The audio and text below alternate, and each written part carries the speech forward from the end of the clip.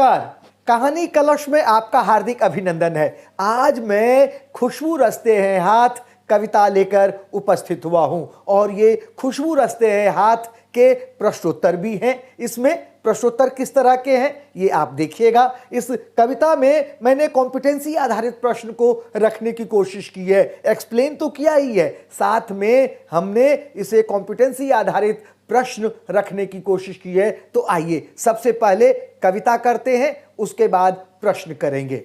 खुशबू रचते हैं हाथ। कविता करने से पहले आइए सबसे पहले कवि परिचय करते हैं। अरुण कमल का जीवन परिचय। अरुण कमल का जन्म बिहार में 15 फरवरी 1954 को हुआ। वे वर्तमान समय में पटना विश्वविद्यालय के प्राध्यापक हैं।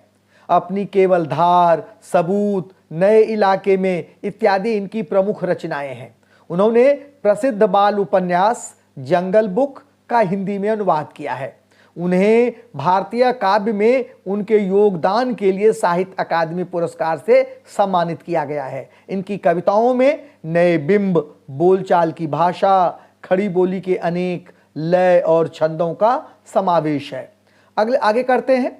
इनकी कविताओं का जो मूल भाव है, मूल बिंदु क्या क्या है, तो अरुण कमल की कविताओं के विषय में उनकी विशेषताएं क्या है। उनकी कविताओं की, कमल जी की कविताओं में जीवन के विविध क्षेत्रों का वर्णन मिलता है। जीवन के हर पहलू को बड़ी कुशलता से दर्शाया है और वर्तमान समय की शोषण मूलक व्यवस्था के खिलाफ आक्रोश भी खुलकर इनकी कविताओं में सामने आया है। इनकी कविताओं में मजदूरों की स्थितियों का वर्णन हुआ है।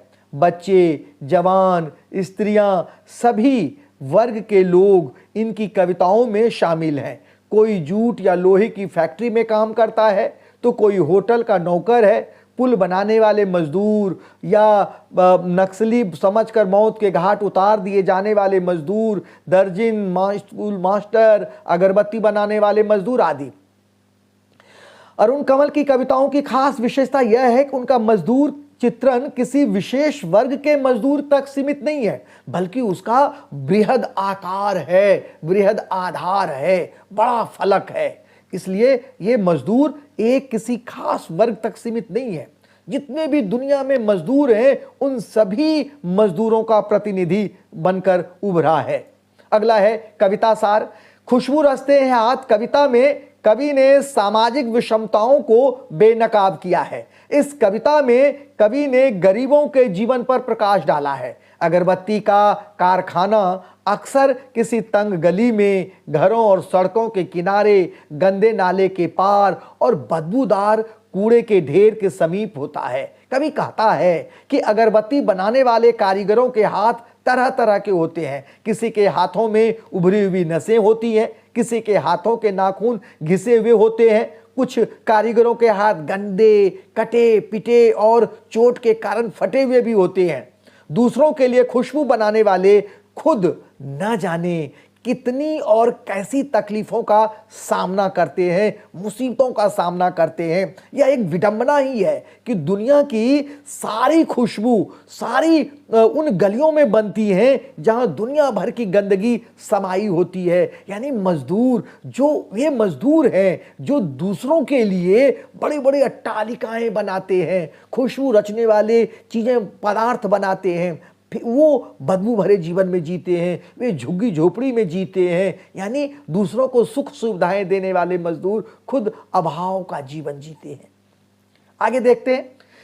कई गलियों के बीच, कई नालों के पार, कूड़े करकट के ढेरों के बाद बदबू से फटते जाते इस टोले के अंदर खुशबू रचते हैं हाथ, खुशबू रचते हैं हाथ। कवि क्या कहता है? कवि कहता है कि अगरबत्ती का इस्तेमाल लगभग हर व्यक्ति करता है। अगरबत्ती हालांकि पूजा पाठ में इस्तेमाल होती है, लेकिन इसकी खुशबू ही शायद वह वजह होती है कि लोग इसे प्रतिदिन इस्तेमाल करते हैं। इस कविता में कवि ने उन खुशबूदार अगरबत्ती बनाने वाले के बारे में बताया है जो खुशबू से कोसों दूर है। ऐसा कवि ने इसलिए कहा है क्योंकि अगरबत्ती का कारखाना अक्सर किसी तंग गली में, घरों और सड़कों के किनारे, गंदे पानी के बहाव के लिए बनाए गए रास्तों के पार और बदबूदार कूड़े के ढेर के समीप होता है। ऐसे स्थानों पर कई कारीगर अपने हाथों से अगरबत्ती को बनाते हैं। अब कभी इसमें देखिए, नालों या घरों और सड़कों के किनारे गंदे पानी के बहाव के लिए बनाया गया रास्ता, कूड़ा करकट, रद्दी, कचरा और टोले, छोटी बस्ती, ये अर्थ है शब्दों के। अब आगे देखिए, यही इस गली में बनती हैं मुल्क की मशहूर अगरबत्तियां। इन्हीं गंदे मोहल्लों के गंदे लोग बनाते हैं केवड़ा, गुलाब, खस और रात रानी अगरबत्तियां। दुनिया की सारी गंदगी के बीच दुनिया की सारी खुशबू रचते हैं हाथ, खुशबू रचते हैं हाथ, खुशबू रचते हैं हाथ। कवि क्या कहता है?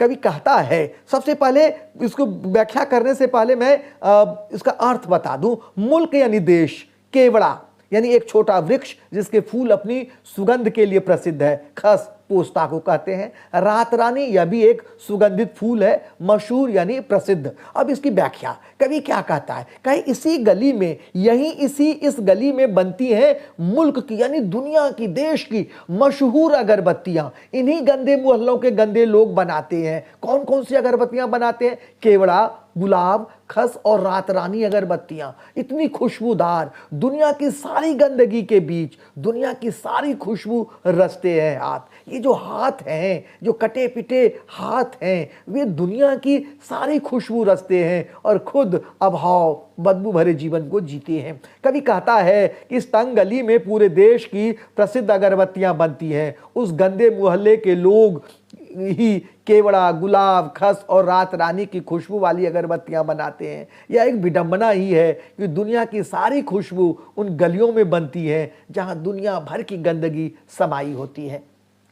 आगे देखिए, उभरी नसों वाले हाथ, घिसे नाखूनों वाले हाथ, पीपल के पत्ते से नए नए हाथ, जूही की डाल से खुशबूदार हाथ, गंदे कटे पिटे हाथ, जख्म से फटे हुए हाथ, खुशबू रचते हैं हाथ, खुशबू रचते हैं हाथ। कवि क्या कहता है? ये विभिन्न प्रकार के जो हाथों का जो वर्णन है, उभरी नसों वाले, घिसे नाखूनों वाले, ये विभिन्न वर्ग के लोग हैं, वे विभिन्न उम्र के लोग हैं। कोई वयस्क है, कोई अर्धवयस्क है, कोई युवा है, बच्चे हैं, ये सब काम करने वाले जो मजदूर हैं। कवि कहता है कि अगरबत्ती बनाने वाले कारीगरों के हाथ तरह तरह के होते हैं। किसी के हाथों में उभरी हुई नसें होती हैं, किसी के हाथों के नाखून घिसे हुए होते हैं। कुछ बच्चे भी काम करते हैं जिनके हाथ पीपल के नए पत्तों के तरह कोमल होते हैं। कुछ कम उम्र की लड़कियां, युवतियां भी होती हैं जिनके हाथ जूही के फूल की डाल की तरह खुशबूदार होते हैं। कुछ कारीगरों के हाथ गंदे, कटे पिटे और चोट के कारण फटे हुए भी होते हैं। कभी कहता है कि दूसरों के लिए खुशबू बनाने वाले खुद न जाने कितनी और कैसी तकलीफों का जीवन जीते हैं। अब इसका एक सार देखते हैं कि क्या है। सामाजिक विषमताओं को उकेरती हुई अरुण कमल रचित यह कविता बदबू और गंदगी के बीच खुशबू की रचना करने वाले गरीब, मेहनती तथा शोषित मजदूरों एवं कामगार वर्ग के जीवन सत्य को उजागर करती है। ये गरीब लोग दूसरों के जीवन को महकाते हैं परंतु स्वयं बदबू के बीच जीवन व्यतीत करने के लिए विवश है। वर्ग भेद एवं आर्थिक अभाव से पीड़ित केवड़ा, गुलाब, खस और रात रानी की सुगंध से समाज को सुगंधित करने वाले ये हाथ भी समाज का सहयोग प्राप्त कर सके।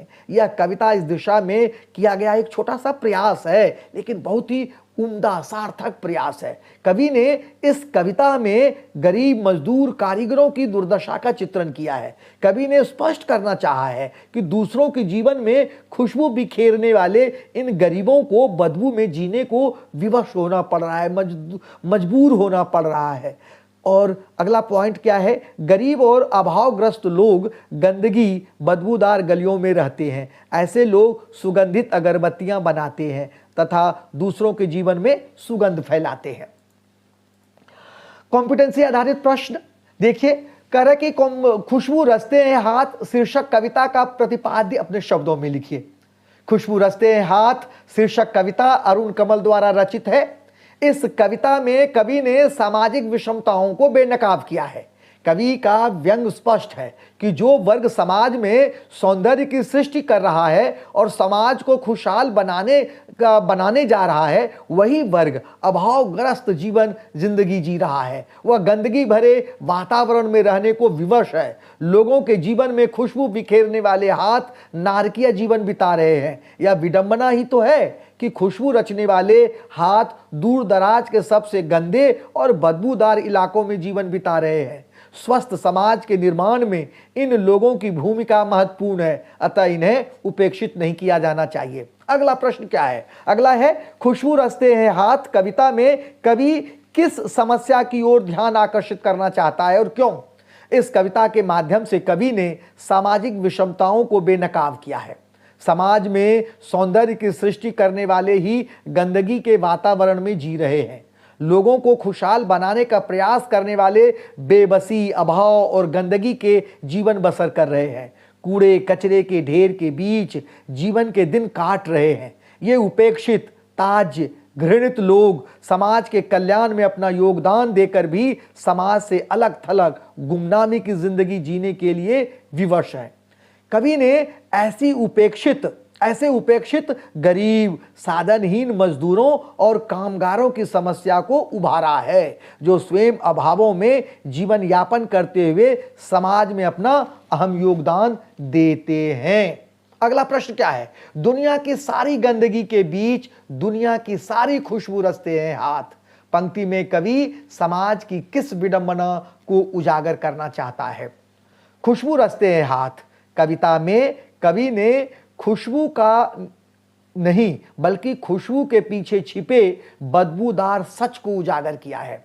खुशबू रचने वाले हाथ नाक फटने वाली बदबू भरे इलाके में रहते हैं। बदबू केवल वातावरण में ही नहीं है, यह लोगों के जीवन में भी प्रवेश कर गई है।